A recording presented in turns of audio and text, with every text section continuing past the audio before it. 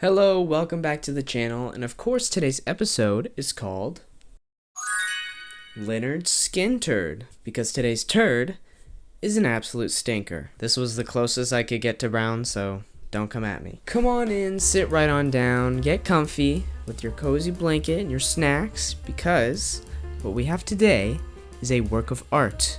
A truly ahead of its time masterpiece. It can only be one thing. Today, we are looking at the worst movie, and it's on Tubi. Oh, you thought this was gonna be good? You saw my overly long expose in the luxury movie theater and you thought this was gonna be good? Well, you're wrong. It's quite the opposite, actually. Wait, the worst ever movie is on Tubi? But Mr. Nevkin, I thought Cats was on Netflix. Well, you may be correct. This is a different type of cat. This cat is Leo the Lion. Hands down, this may be the most low effort and most confusing movie I have ever seen. The editing is lazy, plotline makes no sense, and there are a lot of scenes in there that are just complete ripoffs from The Lion King. There are so many scenes that just completely copy and paste from that movie, such as Mufasa's death and Scar's song Be Prepared. They pretty much saw the Disney original that Lion King is and saw, well, they could have made it a lot worse. And they did. They made it a lot worse. You always hear from people when they watch trashy TV that it's so bad that it was actually good. Leo the Lion is kind of like that, where the lazy editing and weird moments kind of make it funny, so in turn makes it good. But there are so many times where it's just bad that it's bad. So let's find out why.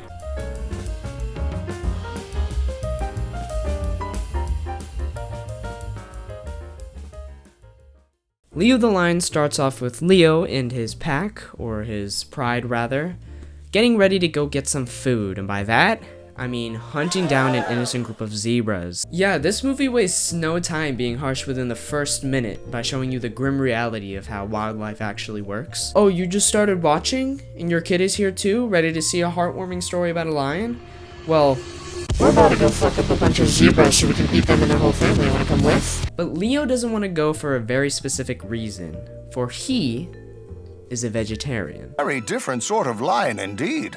For Leo, unlike the other cubs within his pride, was a vegetarian. In this world, where a lion that is supposed to exclusively eat meat in order to just survive can be a vegetarian. Makes a lot of sense. And it's very obvious that he is too. If you compare him to everyone else in his group, he's so weak and scrawny. He's so malnourished, you can see his entire spine. Kinda makes it seem like the writers are saying, yeah, kinda doesn't make sense and should put him in every disadvantage ever, but come on, man, what do you want from us? Making a movie's too hard. It's not like it's our job. If you wanted this movie to be good, you should have told us to hire MGK. I'm hungry. Are we gonna hunt any banana trees today? Banana trees? I don't know how much hunting you're gonna do with a tree. Nothing more than just, there it is. Let's go get it. As you can see, the pride is going off to go get their food on what looks to be a barren wasteland. Is this Mars? I can't tell. But as they're walking off into the horizon, every lion is animated to walk except this one guy.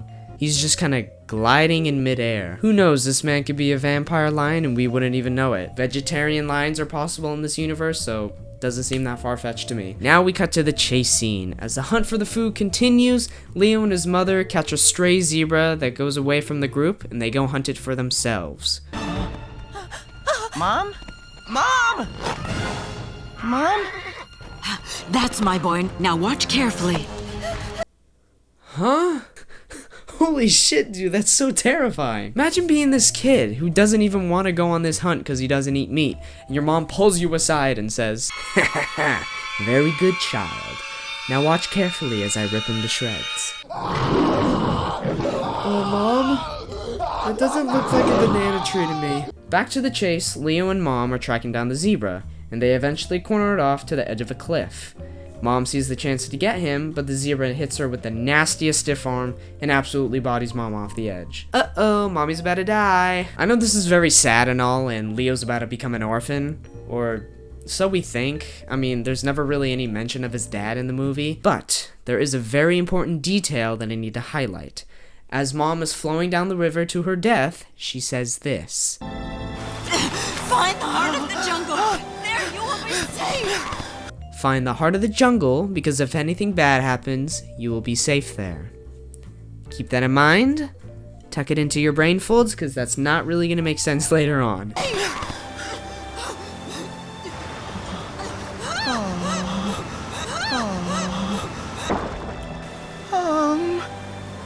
Excuse me? What kind of reaction is that? You just witnessed your mother die a gruesome death, and your gut response is to be like,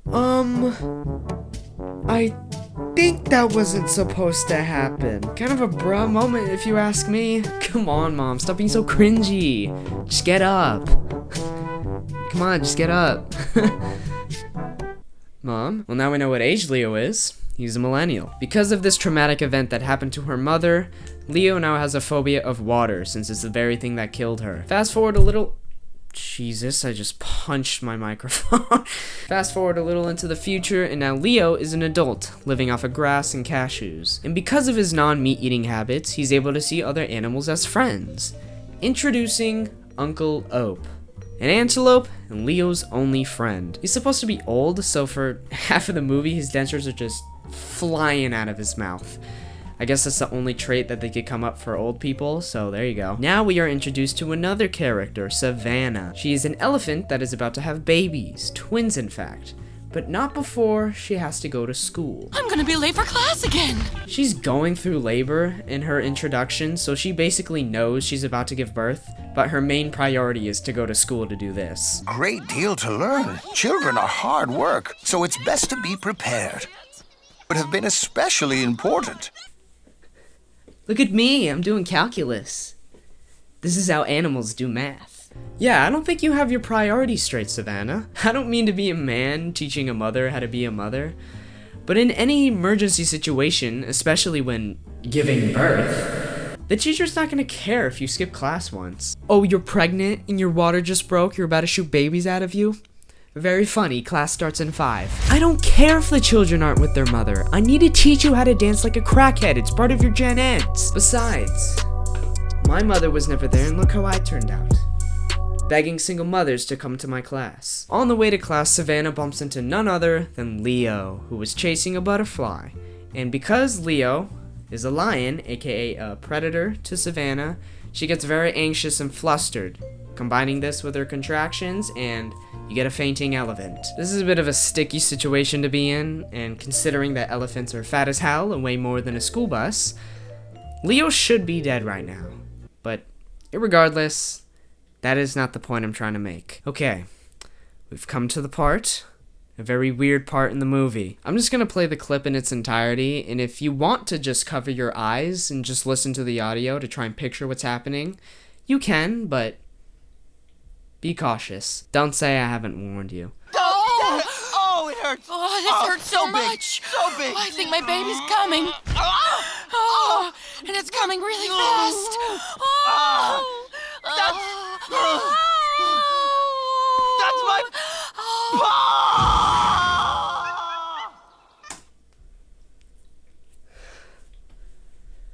Gross. And highly unnecessary. Don't get me wrong, I would be probably making weird noises too if a literal elephant fell on me, but all the ad-libs and moaning...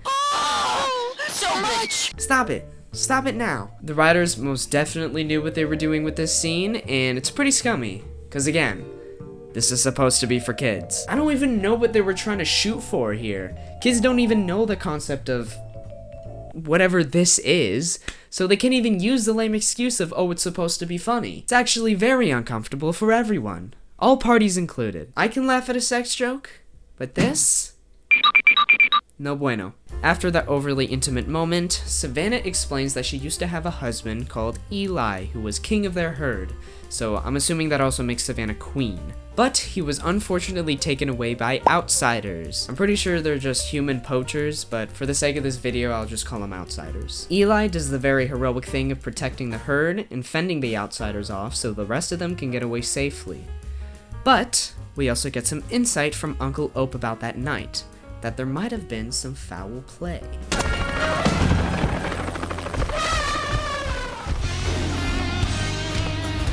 And now, with you finally out of the way, old friend, I'll marry Savannah. You'll bow before Asama!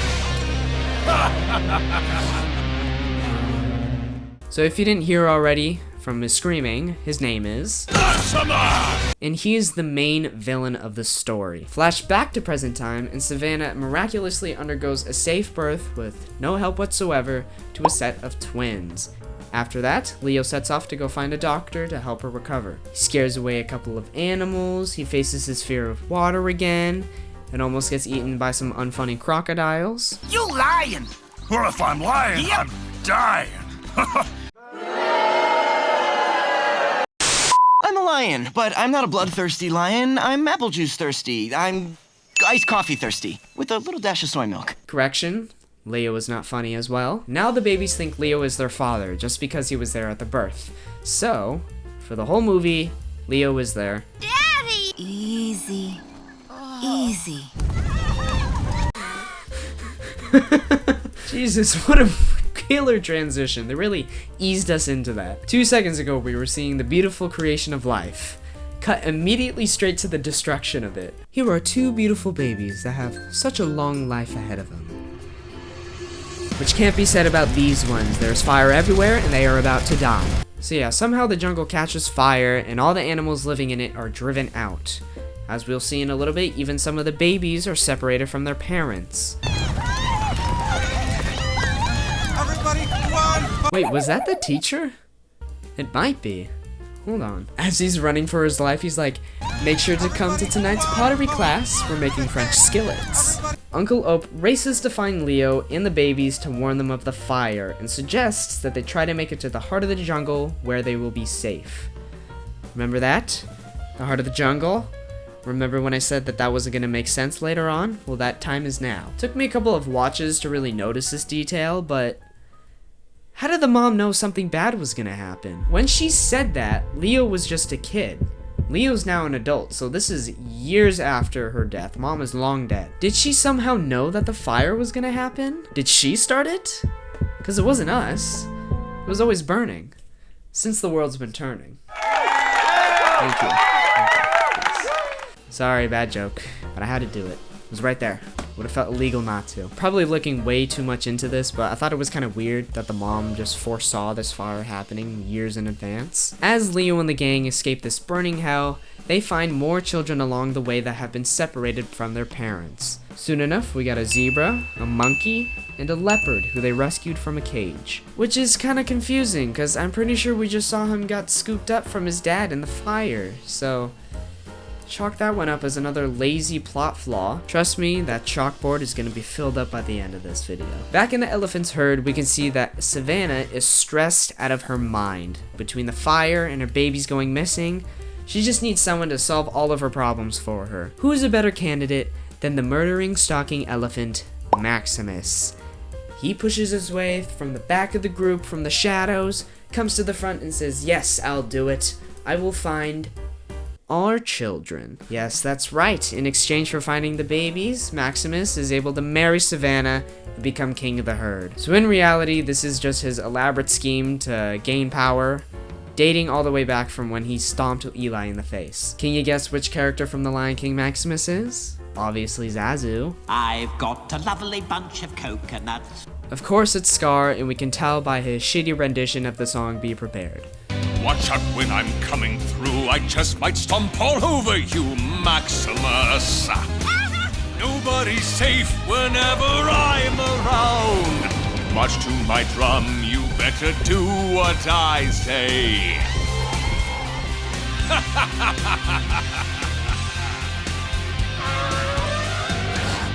Maximus! I would just like to personally say you're welcome for cutting most of that song out. It was just full of Kids Bop lyrics and a beat from a KSI soundtrack. There's this scene where he just rubs his ass on a tree and it dies. I make the rules, I'm Maximus Elefante. I love how he thinks that that is a major selling point into why he's a cold stone killer. Yeah, I guess you could say I'm a badass. Because I have a bad ass. Seriously, it's bad. I haven't wiped or showered in months. Now we're back with Leo and the gang, and... oh no, god damn it. Another Lion King parody? Of Hakuna Matata? That song is fire! Why are they ruining it? Okay, let's calm down. Every song leading up to this point has been pretty bad, so the bar can't possibly be any lower. Maybe it's good, let's see. Now, we don't have a map, and the children need a nap. But with good old Uncle Oak, I believe that we can cope. Together, here we are. Together, we'll go far. Together, here today. Together, all the way. Together, we'll pull through. It's just the thing you gotta do. When your back's up against the wall, you've got nothing else at all. You gather all your friends, you muster all the strength within. And if you're not so strong, just grin and sing this song. It's called Together, Friends Forever. Together, not apart. Sing it, kid. Friends forever. Together, not apart. You find the jungle's heart. Now here's that same song, but if they could only say the word together. Together, together, together, together, together, together, together, together, together, together, together, together, together, together.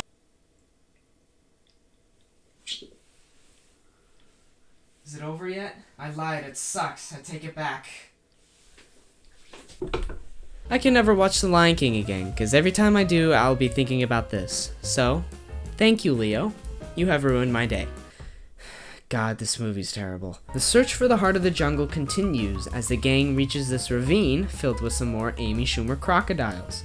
But little do they know, Maximus is getting hot on their trail. With no option left but to cross it, they use a log to get to the other side. But uh-oh, the elephants start to slip. Thankfully, Leo gets in the way to save them, but he ends up falling over himself and gets knocked out cold.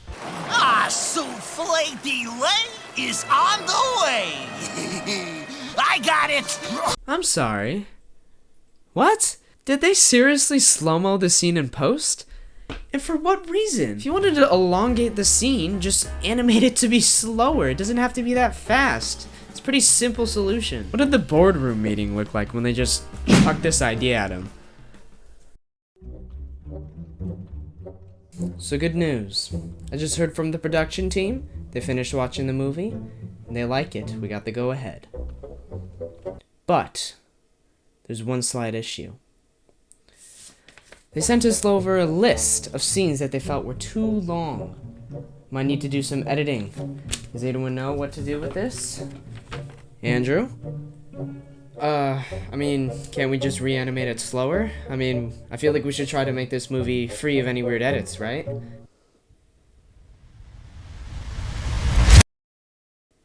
Are you insane? Yeah, what the fuck? Oh my god, that guy's so weird! You know, my 5 weeks of being an animator, never been asked such a preposterous question. But what else would we do? Get out. What did I say? I said you're fired, get out. Bye-bye. Would never catch me like that. Actually, I have caught you like Shut that. up, I don't know what I'm doing. I thought this interview was for McDonald's. Now, anyone with any real ideas? We could just put it in slow-mo. Larry, edit that in.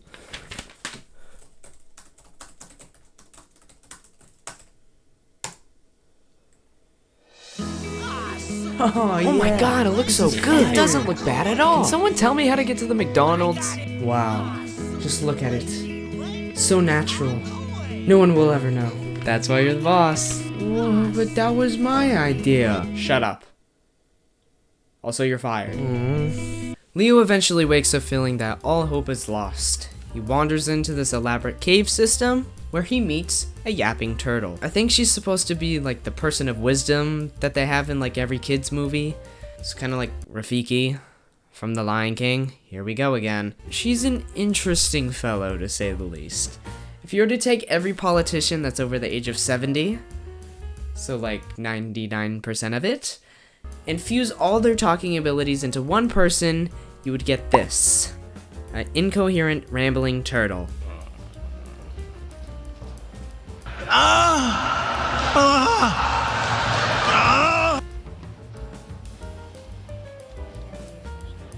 With everything we have to do with, look, if... The resemblance is uncanny. Do you like to talk? I love to talk, but I've had no one to talk to for a very long time. I can consider traveling, but where would I go? What would I do? What was that saying my great ancestor used to say all the time? What was it? Oh, yes! Age is but a pebble compared to the pearl of wisdom. God, she's insufferable. None of these characters are likable. So far, I'm rooting for no one but Savannah. She's the only character in this movie that's not mentally ill. So she speeds them away out of the cave, as turtles naturally do, and Leo is able to set out and find his crew again. Cut back to the gang, and they are starving. They haven't had food in what seems to be days, so the babies are revolting against Uncle Ope, chanting, "We want milk. We want milk." But guess who overhears them? That's right. Racist hyenas. Back off before we go loco! That are also from the Lion King. So they get tracked down pretty easily. Now they're cornered off with nowhere to go, ready to be these racist hyenas' lunch. Some would say their back is against the wall. So shouldn't they just sing Leo's song? When you're back against the wall, you've got nothing else at all. The hyenas are just like, "Oh God, please stop singing, it hurts. I swear we'll stop being racist, just please go away." Seems like these guys are in a pretty dire situation. Will they live? Or will they succumb to nature's greatest laughingstock? So yeah, I think I'll make a part 2 to this video, just to keep it from not being too long. But yeah, so far so good. Got some juicy content. Thank you, me, for the title of this video. Absolutely no one commented on the last one, so that made me very sad. Stay tuned for part 2, and I'll see you guys later.